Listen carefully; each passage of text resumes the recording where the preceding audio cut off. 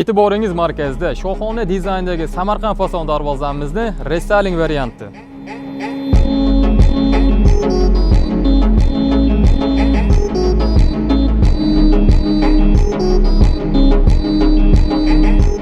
Manzilimiz Namangan viloyati Jamisho shaharchasiga bo'ldi. Darvozamiz haqida ma'lumotni berib o'tamiz. Razmerimiz. Darvozaning o'zining razmeri 4.70. Bunga qo'shimcha tarzda ikkita yoniga 35 sentdan adnalishga qo'shganmiz. Общий metri 5.40 bo'lgan.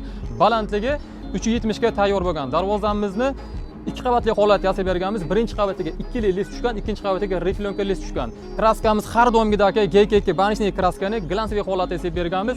Darvozamizni simali gullari ham juda ham ideal holatda chiqqan. Tevasiga alhamdulillah deb yozuvlarni qilib berganmiz.